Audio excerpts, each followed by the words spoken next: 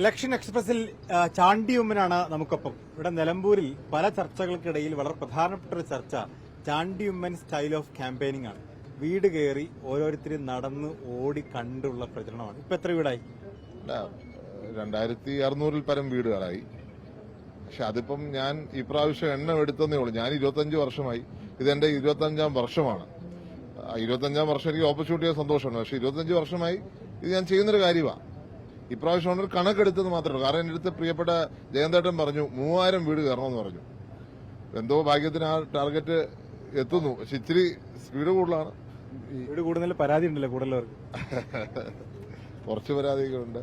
പക്ഷെ അതൊക്കെ ഞാനിതിനകത്തൊരു അസ്വാഭാവികതയില്ല. ഞാനിങ്ങനെ ചെയ്തുകൊണ്ടിരിക്കുന്ന ഒരാളാണ്. ഈ വലിയ പ്രചാരണമാണ് അവസാന ഘട്ടത്തിൽ. ആദ്യമൊന്നും ഇങ്ങനെ ഒരു ആവേശം ഉണ്ടായിരുന്നില്ല പ്രചാരണത്തിൽ. ഇനിയിപ്പോ 2-3 ദിവസമേ ഉള്ളൂ.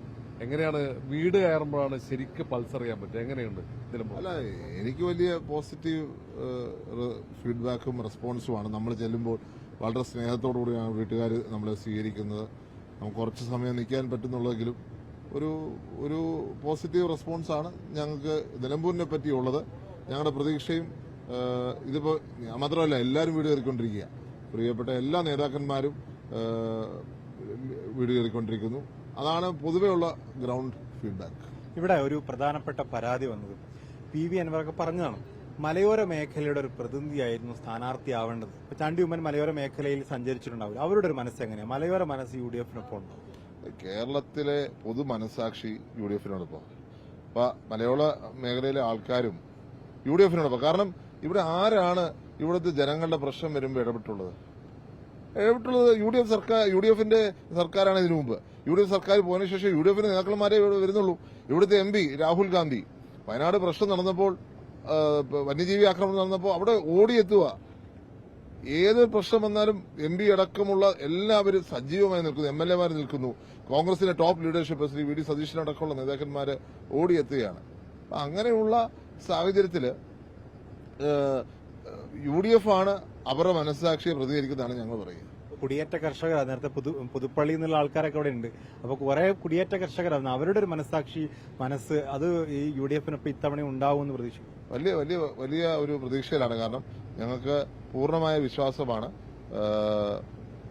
നിലമ്പൂര് ഞങ്ങളോടൊപ്പം നിൽക്കും. ഈ പൊതുവെ ജനകീയ വിഷയങ്ങൾ ചർച്ച ചെയ്യാനായി UDF ശ്രമം നടത്തുമ്പോൾ അപ്പുറത്ത് വിവാദങ്ങൾ ഉണ്ടാക്കാൻ LDF ശ്രമിക്കുന്നുണ്ട്. ഒട്ടേറെ ആക്ഷേപങ്ങൾ UDF-നെതിരെ ഉയർത്തി. അപ്പോൾ ജനകീയ വിഷയങ്ങൾ കൃത്യമായി ജനങ്ങൾക്കിടയിലേക്ക് എത്തിക്കാൻ UDF-ന് സാധിച്ചിട്ടുണ്ടോ ഈ ചുരുങ്ങിയ സമയം കൊണ്ട്? ശ്രീ KC വേണുഗോപാൽ തന്നെ കൃത്യമായി ഈ നാട്ടിലെ പ്രശ്നം സൂചിപ്പിച്ചു. ഉമ്മൻചാണ്ടി സർക്കാരിന്റെ കാലത്ത് ക്ഷേമ പെൻഷൻ കൃത്യമായി കൊടുത്തു.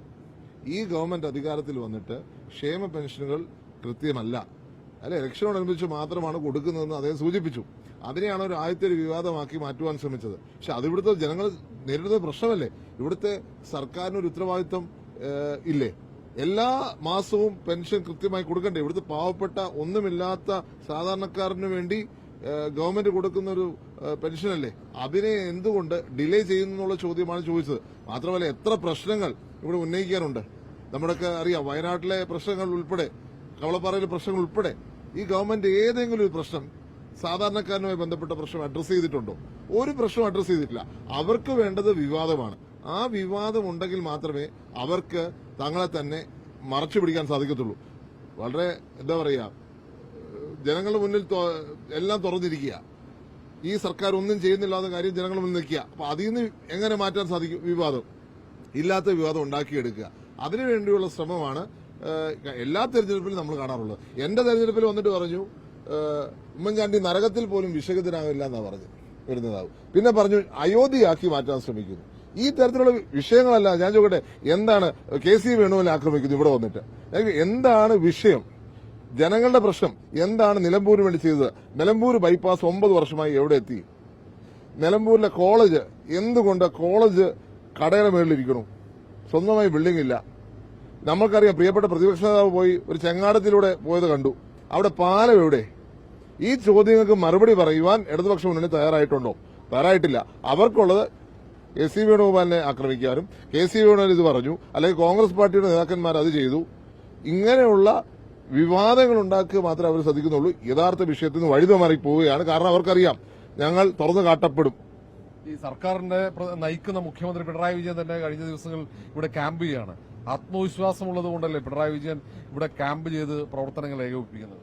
അല്ല, ഇപ്പം മുഖ്യമന്ത്രിയുടെ സ്വാഭാവികമായ ഒരു തീരുമാനമായിരിക്കുമല്ലോ പ്രചരണം നടത്തുക എന്നുള്ളത്. അത്രയേ ഉള്ളൂ ഞാൻ കാണുന്നത്.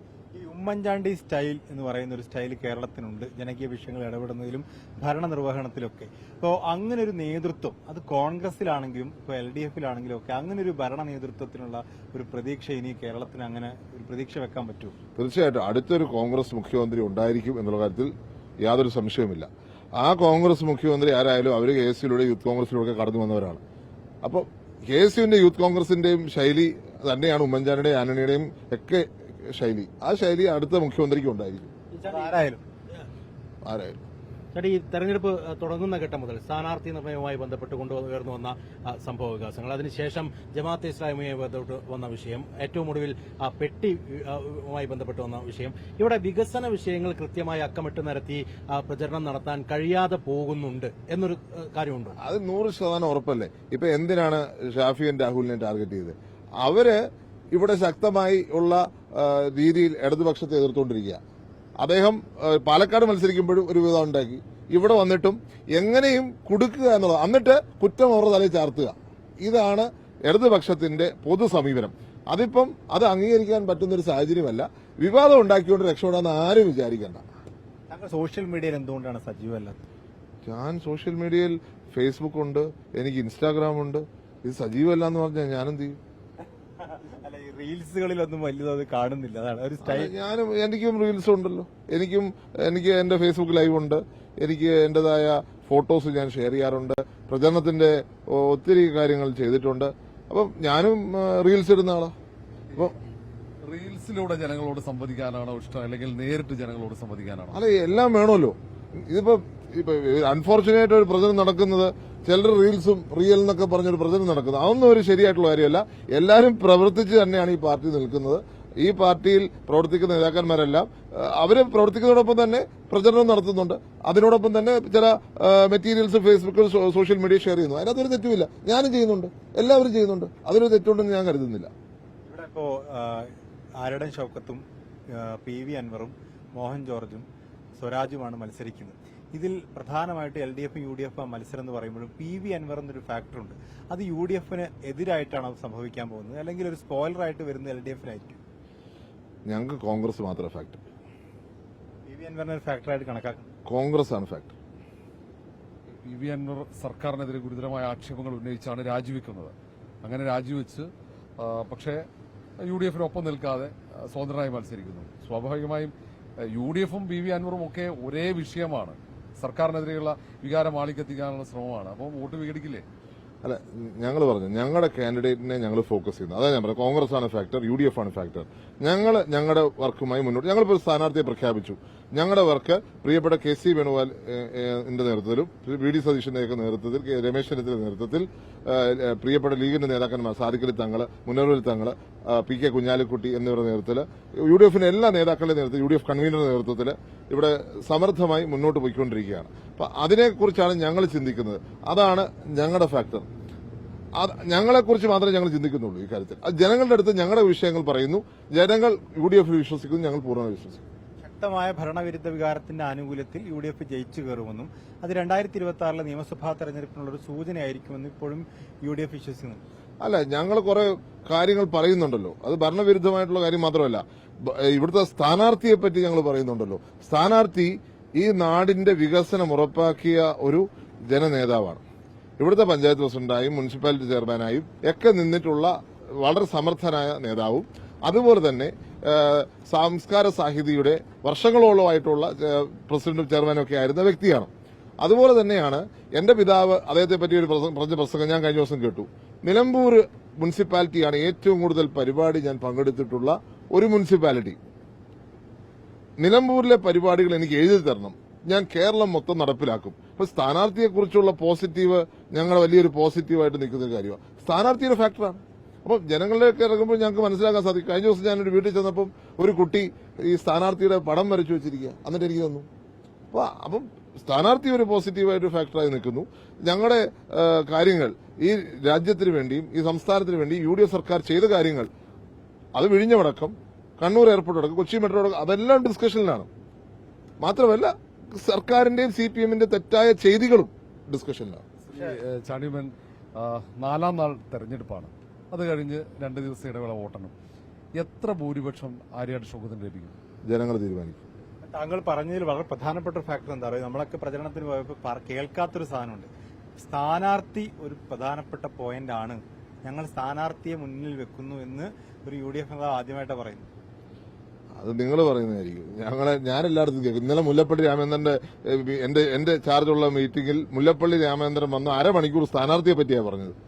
നിങ്ങൾ കേൾക്കാത്തതിന് ആരും പറയുന്നില്ല എന്ന് പറഞ്ഞാൽ എന്ത് ചെയ്യും? ഇത് റിപ്പോർട്ടിന്റെ സ്ഥിരം ശൈലി. ഇത് റിപ്പോർട്ടിന്റെ സ്ഥിരം ശൈലിയാണ്. നിങ്ങൾ കേൾക്കാത്തത് ആരും പറയുന്നില്ല എന്ന് പറഞ്ഞാൽ അത് അംഗീകരിക്കാൻ പറ്റില്ല. മൊത്തത്തിൽ ഭരണവിരുദ്ധ വികാരത്തിന്റെ ആനുകൂല്യത്തിൽ ജയിക്കുന്ന പറയാറുണ്ട്. മരണവിരുദ്ധ വികാരം ഇല്ലേ? 9 വർഷമായി ജനങ്ങൾ സഹിക്കുന്നത് ഞങ്ങളെല്ലാം സഹിക്കുമല്ലേ? അത് വികാരമുണ്ട്. പക്ഷേ സ്ഥാനാർത്ഥി ഒരു ഫാക്ടറാണ്, സ്ഥാനാർത്ഥിയുടെ പ്രവർത്തനം ഒരു ഫാക്ടറാണ്. അതെല്ലാം കൗണ്ട് ചെയ്യില്ലേ? പുള്ളി മുനിസിപ്പാലിറ്റി ചെയർമാനും അതുപോലെ തന്നെ പഞ്ചായത്തിന്റെ പ്രസിഡന്റൊക്കെ ആയിരുന്ന ആളല്ലേ? മറുവശത്ത് അതേപോലെ M സ്വരാജുമായി ബന്ധപ്പെടുത്തിക്കൊണ്ട് LDF-ന്റെയും പ്രചാരണമുണ്ട്. തൃപ്പൂണിത്തുറയിൽ ചെയ്ത കാര്യങ്ങൾ ഉയർത്തി കാണിച്ചുകൊണ്ടാണ് അത് പറയുന്നത്. മറ്റൊന്ന് ജന്മനാടാണെന്നുള്ള ഒരു സ്വീകാര്യത സ്വരാജിനുണ്ടെന്ന് പറയുന്നുണ്ട്. അവരുടെ സ്വാതന്ത്ര്യമല്ലേ, ചെയ്തോട്ടെ, ഞാൻ തടയുന്നില്ല. ഏതായാലും UDF വലിയ ആത്മവിശ്വാസത്തിലാണല്ലേ? തീർച്ചയായിട്ടും. അപ്പോൾ നന്ദി.